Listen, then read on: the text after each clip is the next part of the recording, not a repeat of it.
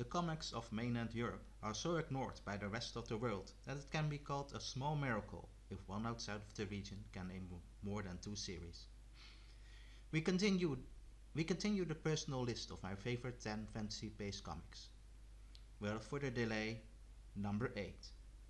I have been rereading the comics that I have, and regrettably I must say I enjoy them more than I remembered. But as a dwarf worthy, I have to be stubborn and fix it at its 8th place. Why is it so low? 2 reasons really. Number 1, Dwarves is just a small part of a big whole in a world split in at least 4 series, like elves, orcs and goblins, mages, and of course dwarves. Number 2, each comic, with a few exceptions, is its own thing, with its own lead and support cast. In other words, its quality isn't consistent, even when it has the same writer at the helm, Nicholas Carey. Another thing that might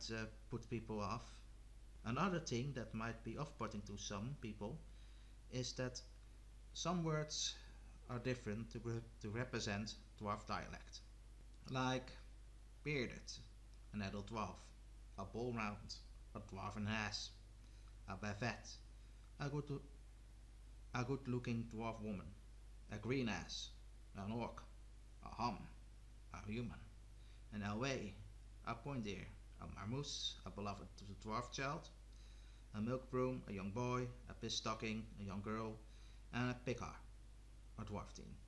Keep in mind that it is translated from French to Dutch, then to English, so a real translated version would definitely vary. But me personally, I find it charming. Unlike the Alway and the Yums, a true beard doesn't mince words. The dwarfs in this world were created after the elves out of clay, but as most of it was used up, the people became short of stature.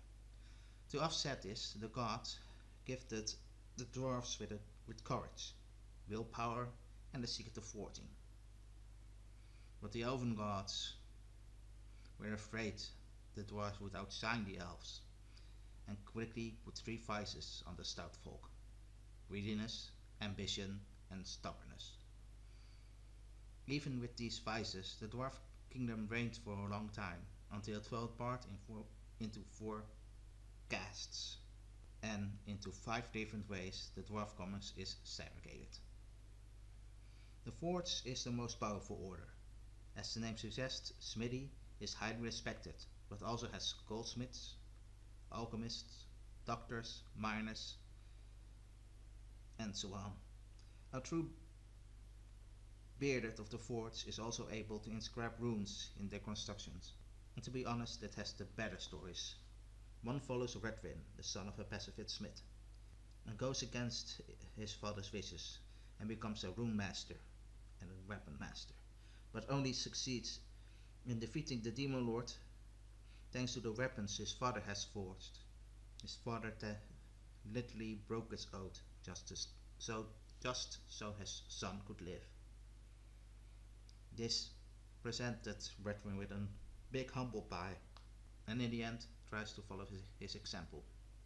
The other one isn't about the smith caste picker, a teen that is too old to learn smithing. He lives among human farmers, and in the end finds the legend Redwin that saves him and his younger sister from a corrupt baron. The folk of the Talon is not my favorite. It focused too much of humans, and the dwarves that live there want the society destroyed, so you don't learn much about them. The cast of the temple is best known for his architects and engineers, and as his name suggests, religious orders. The first story wasn't my thing, but the second was about an orc exorcist that battles with the same demon all his life. The Shield Order is about an order of soldiers that are not allowed to have a king, and also act as diplomat among the other castes. The stories with them in mind are fine, and the vagrants, who are the banished dwarves of the four other castes. They're not allowed to own an ounce of gold, nor construct anything out of stone. Owning weapons is also a death sentence to them. Dwarves is a classic fantasy series, no doubt about it, but at times I find the dwarves acting a little too human. Nonetheless, I give it a fat, crazy 7 out of 10. Next time we talk about a franchise even non-Europeans might recognize, Johan and Pavey.